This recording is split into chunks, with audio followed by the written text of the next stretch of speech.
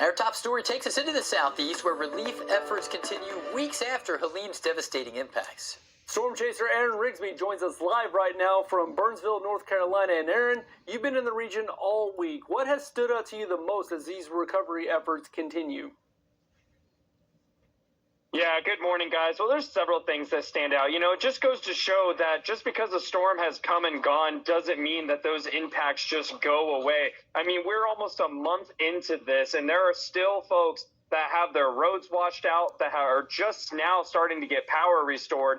And if it's one thing that we've learned through all these disasters, though, is how strong these communities can be and how bonded they are together. I've gotten introduced to so many wonderful folks down here, hearing their stories of survival, hearing about them getting back up off their feet. But, and on the flip side of that, though, there are some that aren't as fortunate. We still have some living out of tent camps, and those lingering effects are going to be something that the folks of not just North Carolina, but Tennessee, Virginia, Georgia, and Florida are going to be dealing with for weeks and months to come from this storm.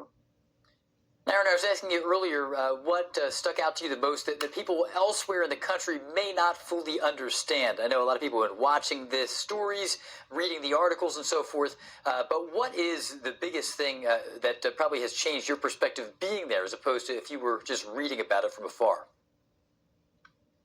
I think the biggest thing is just how widespread everything is. I think when people think you have a flash flood or a river flood, they think of one specific area that's been hit really hard, and that's not the case. It is just the sheer magnitude of the event that Helene left behind through all of these different states and the lingering effects it's going to have and potential wildfire dangers and mudslides for, months to come. It's just something that I really can't put into perspective. It's something that is just going to have to be captured through these images, and that's why it's so important to be here so many days and weeks after the event and capturing these images, because the more access we get, the more scale of the storm we can bring to light and show people the magnitude of what the folks are dealing with from Hurricane Helene.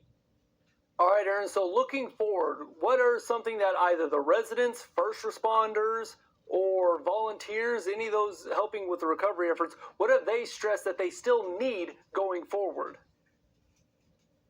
So the biggest need right now, there's been a bit of a backlog with the food, water, and clothing donations and the slow process it's taking to get them up into the mountain communities. But one thing that multiple residents have told me is they are looking for volunteers to help strip a lot of that wet insulation from those flooded homes that are still standing, but they're dealing with a mold issue as the sun comes up, heats it up, and all of that is still wet. There's a lot of elderly folks through here, so they're looking for volunteers along the recovery efforts there, because that's what they are in dire need of right now, because a lot of the elderly residents here, they can't do that by themselves, and it's a very lengthy and expensive process to rip down a lot of that drywall and help the cleanup process. So that's going to be the next big step for the folks along the Appalachian Mountains. All right, thank you so much for that update. Aaron Rigsby joining us live right now from Burnsville, North Carolina. Aaron, have a good weekend. We'll check in with you here coming up. In the meantime, we're going to be watching the rest of the southeast forecast here for us. And overall here for today, you saw that shot with Aaron. Blue skies behind him. It's been mostly clear here this entire week. And in fact, it's been pretty much clear since the hurricane moved through. We've been seeing high pressure just dominating the forecast. And that was once again the case here for today. Temperature-wise, today was the warmest day we have seen since the hurricanes made their way through. Some areas climbed into the 90s.